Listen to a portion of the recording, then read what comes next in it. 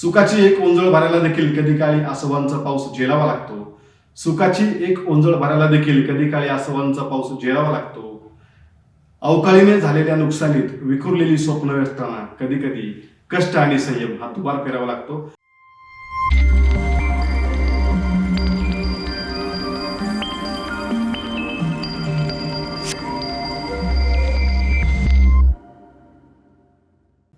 नमस्कार, मी गणेश शिरसाट. आपल्या गणेश शिरसाट या युट्यूब चॅनल मध्ये पुन्हा एकदा तुमचं सर्वांचं स्वागत आहे. आपण पाहत आहोत सक्सेस स्टोरीज. 2022च्या ज्युडिशियल सर्व्हिसेस एक्झामिनेशनचं प्रिपरेशन करून 114 विद्यार्थी रिकमेंड झाले.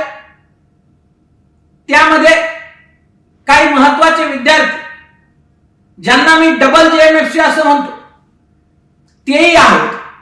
त्यापैकी जे आपल्याकडे आज अक्षय टाके सर आलेले आहेत. तर सर्वात पहिल्यांदा मी अक्षय सर तुमचं आपल्या क्लास तर्फे आपल्या अकॅडमी तर्फे खूप खूप स्वागत करतो आणि तुमच्या या यशाकरता तुम्हाला खूप खूप शुभेच्छा देतो. तुम्हाला प्रश्न पडेल की सर डबल JMFC कसं म्हणतात. JMFCचं प्रिपरेशन करत असताना तो जो काळ आहे तो प्रचंड पेशन्सचा काळ असतो. अक्षय सरांचं 2019 साली ऑलरेडी JMFC म्हणून सिलेक्शन झालं. प्रिलिम्स पास झाले, मेन्स पास झाले, इंटरव्ह्यू पास झाले, रिकमेंडेड लिस्ट मध्ये पण नाव आलं, रिकमेंडेड पण झालं. पण नंतर डॉक्युमेंटचा एक टेक्निकल इश्यू निघाला. जो टेक्निकल इश्यू त्याच्या अगोदर कधी निघालेला नव्हता. त्या गोष्टीवर लॉ पॉइंट क्लिअर नव्हता आणि अचानक हायकोर्टाने त्या टेक्निकल पॉइंटवर कळवलं की नाही, the candidate is not eligible. ज्यावेळेस तुम्ही रिकमेंडेड होता, सिलेक्ट झालेले असता, सगळीकडे आपलं नाव होतं, आपला सत्कार होतो, सगळीकडे आपलं कौतुक झालेलं असतं आणि त्याच्यानंतर 5-6 महिन्याने काहीतरी पहिल्यांदाच टेक्निकल क्वेरी निर्माण होती आणि त्या टेक्निकल क्वेरी मध्ये सांगितलं जातं की नाही, तुम्ही पात्र नाहीयेत आणि पुढे पर्टिक्युलरली आपली पोस्टिंग येत नाही, आपलं गॅझेट येत नाही. अशा परिस्थितीमध्ये एखादा विद्यार्थी प्रचंड फ्रस्ट्रेशन आणि डिप्रेशन मध्ये जाण्याचे चान्सेस असतात. समाजाचा नियम आहे, उगवत्या सूर्याला कोणी नमस्कार करत. पण ज्या वेळेस तुमचं सिलेक्शन होऊन कौतुक होतं, सर्व व्यक्ती तुमचं कौतुक करतात, पण 5-6 महिन्याचा काळ गेल्यानंतर तुमचं नाव अचानक लिस्ट मधनं टेक्निकल कारणास्तव गेल्यानंतर परत त्यातलीच काही मंडळी असंही म्हणण्याचे चान्सेस असतात की याचं खरंच झालं होतं का नव्हतं, काही यांनी फक्त सत्काराकरता केलं. या अशा सगळ्या परिस्थितीमध्ये डिप्रेशन मध्ये न जाता, न खचता, तितक्याच जिद्दीने, तितक्याच जोमाने पुन्हा प्रयत्न करणं, पुन्हा प्रिलिम्स एक्झामिनेशन देणं, पुन्हा मेन्स देणं, पुन्हा इंटरव्ह्यू देऊन JMFC सिलेक्शन मध्ये, JMFC परीक्षेमध्ये सिलेक्ट होणं आणि आपलं कर्तृत्व पुन्हा एकदा सिद्ध करून दाखवणं हे सोपं काम नव्हे. दोनदा परीक्षेला सामोरं जावं लागतं, ते पण सगळ्या प्रश्न अटेम्प्टचा नाही, प्रश्न प्रोसेस मधनं सिलेक्ट झाल्यानंतर त्या प्रोसेस मध्ये डबल जाणं आणि समाजाला पर्टिक्युलरली उत्तर देत बसणं, यामध्ये एखाद्या विद्यार्थ्याचं खच्चीकरण होऊ शकतं. पण ह्या सगळ्या वातावरणात जसा एखादा पुढे जातो, जसं सोन्याला पर्टिक्युलरली तापवून निघल्याशिवाय त्याला चकाकी येत नाही, तशा पद्धतीने अक्षय सर याही परीक्षेतनं, याही अग्निपरीक्षेतनं पुढे गेले. त्यांनी ते अपयशही पचवलं, त्यांनी तो काळही पचवला, त्यांनी सगळ्या गोष्टी पचवून पुन्हा एकदा जिद्दीने प्रामाणिक कष्ट केले आणि पुन्हा एकदा 2022च्या परीक्षेमध्ये ते न्यायाधीश म्हणून नियुक्त झाले. त्यामुळे मी त्याला नेहमी विनोदाने का होईना म्हणतो, तू सिनियर सिटीजन तर आहेच, पण तू डबल JMFC आहे. एखादा विद्यार्थी एखाद्या अपयशाने फक्त खचून जातो, त्याच्याकरता अक्षयचं उदाहरण हे खऱ्या अर्थाने मोटिवेशन आहे. त्यामुळे आज आपण आपल्या सक्सेस स्टोरीज मध्ये अशा डबल JMFCचे अनुभव ऐकून घेणार आहोत. अक्षय, तू या सर्व प्रोसेस मधनं आलेला आहेस. आम्हाला सांगताना जसं होतं, अनुभूती आणि सहानुभूतीमध्ये फरक असतो.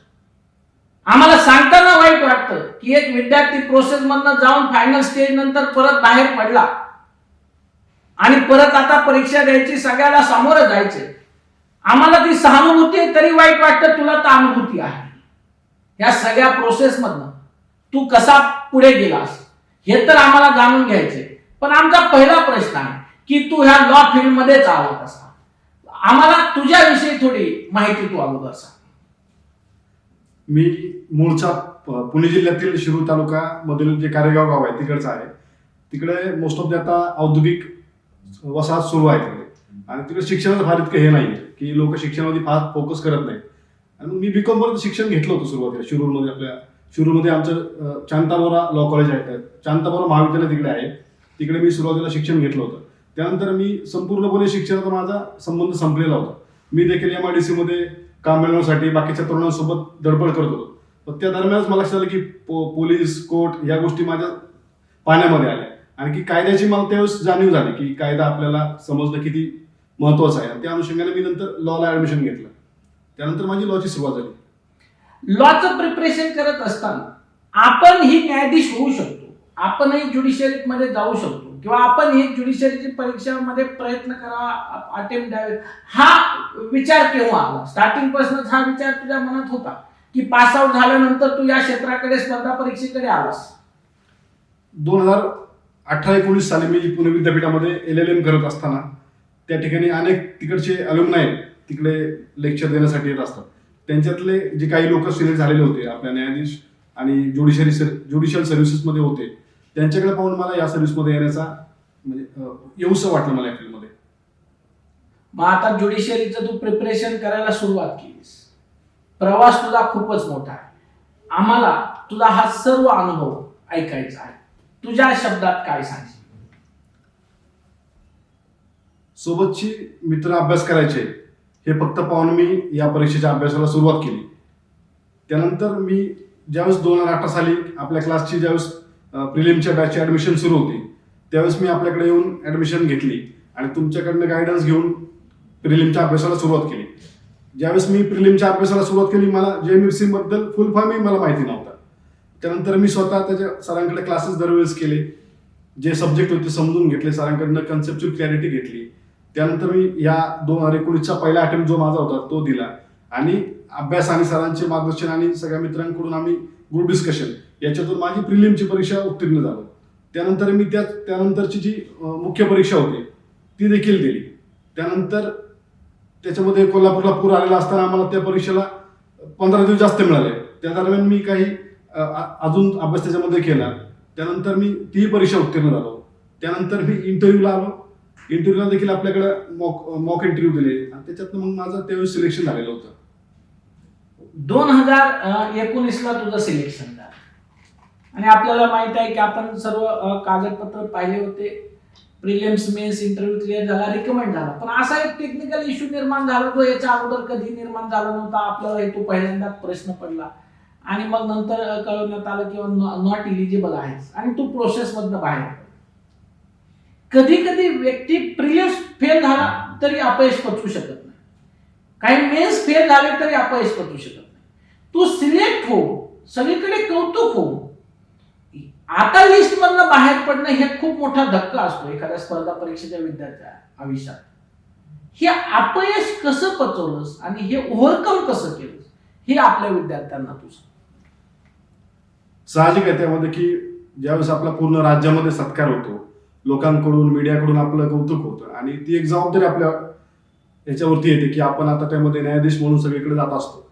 पण अशातच की एक पत्र घरी येतं ज्याच्यामध्ये आपल्याला कळवलं असतं की आपली जी महाराष्ट्र लोकसेवा आयोगाने जी न्यायाधीश या पदाकरता शिफारस केलेली आहे ती अमान्य करण्यात येत आहे, आणि घरच्यांनाही तो विषय कधी माहिती नसतो की ते नेमकं काय त्याच्यामध्ये आहे. मग ते सगळं अचानक आलेलं, त्याच्यातून प्रचंड डिप्रेशन मला आलेलं आहे. मी 3 दिवस माझ्या कुठल्याही मित्राचा फोन उचलला नाही, जवळच्या मित्राचा फोन उचलला नाही, कोणाशी शब्द बोललो नाही. या परिस्थितीमधून वर येत असताना मित्रांनीच मला परत वरती आणलं त्यातनं की मी नंतर म्हणले प्रॅक्टिस करू आपण, किंवा पुन्हा अटेम्प्ट देता येते. ही काय पुन्हा म्हणजे की याच्यामध्ये की असं नाही की संपलं की संपलंच.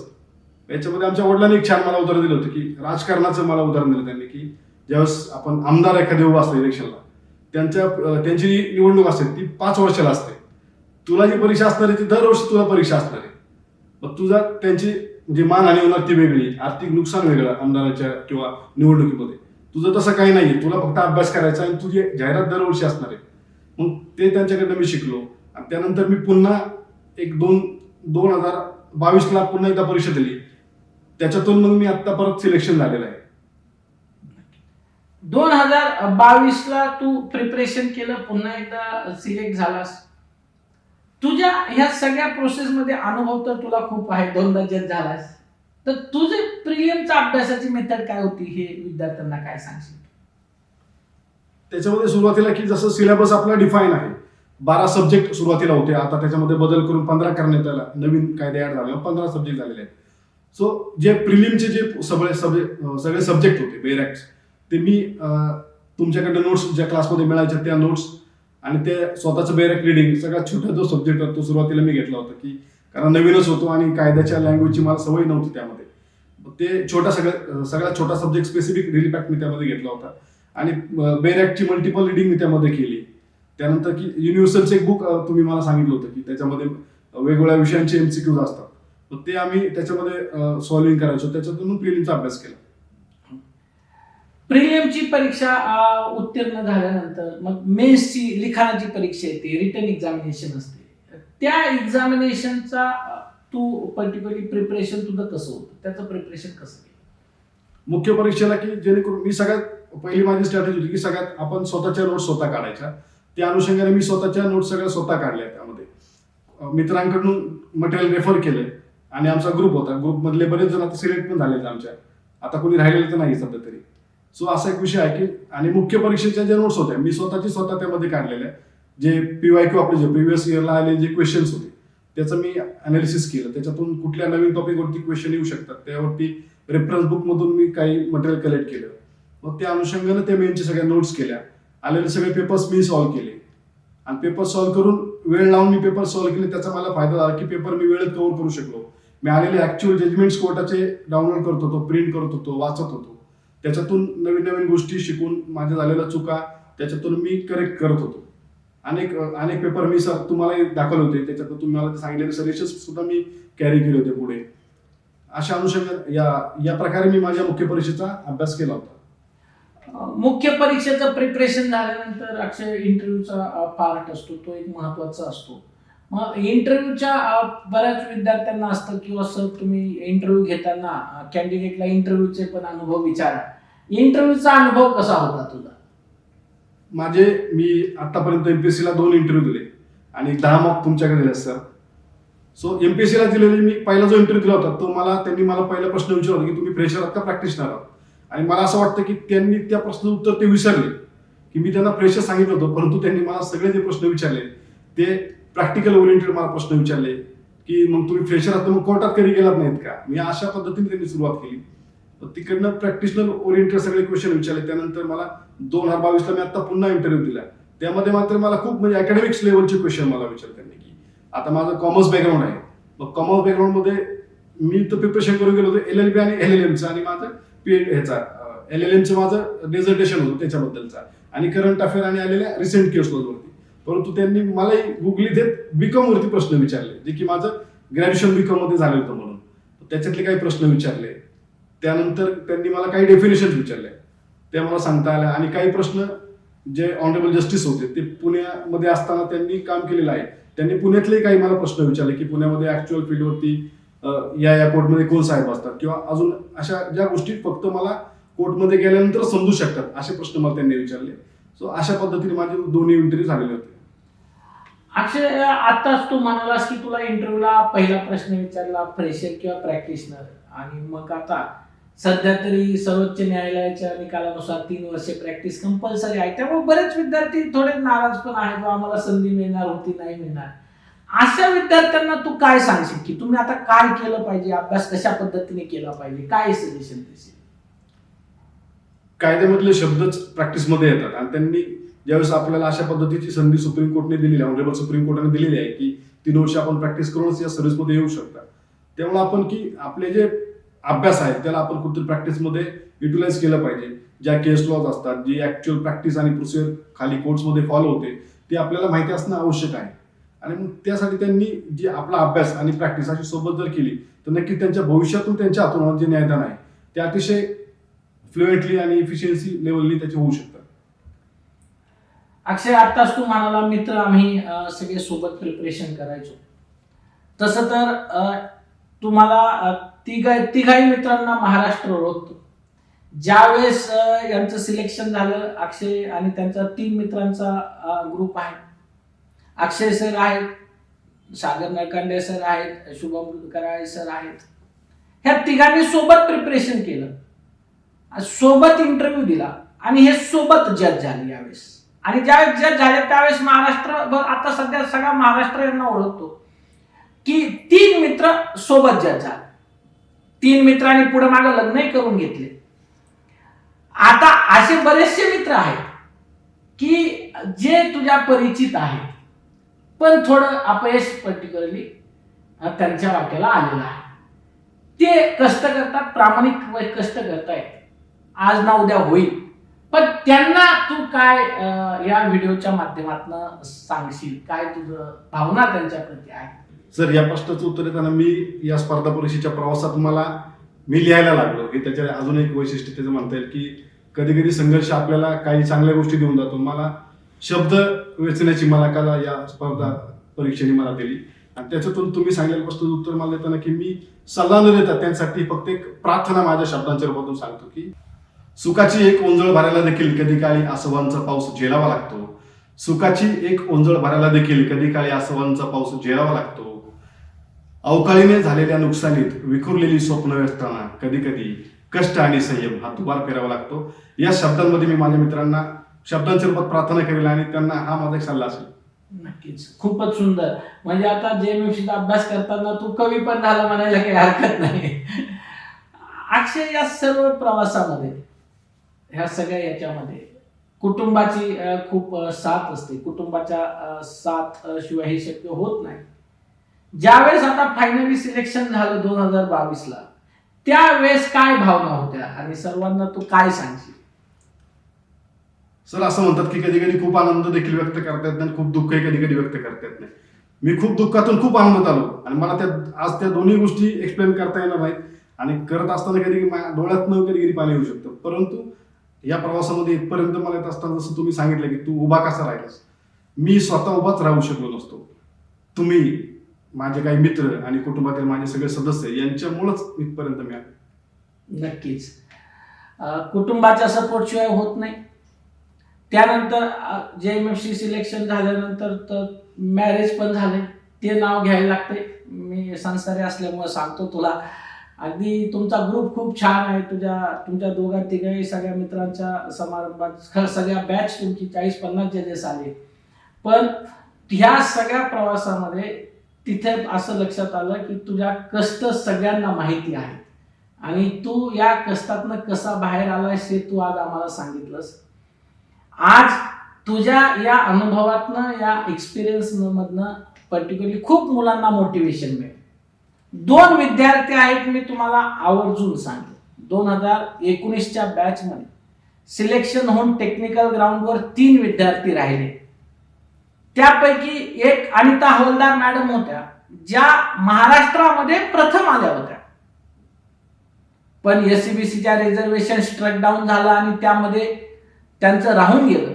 त्या सुद्धा 2022 मध्ये परत न खचता परीक्षा देऊन उत्तीर्ण होऊन 2022च्या परीक्षेत त्याही न्यायाधीश झाल्या. त्यांनाही मी डबल JMFC असं म्हणतो. दुसरे अक्षय सर होते, त्यांचाही प्रवास आपण ऐकला, तेही डबल JMFC आहेत. आणि आणखी एक आमचे मित्र विद्यार्थी होते, त्यांचं राहिले, त्यांचंही येणाऱ्या काळामध्ये नक्कीच होईल.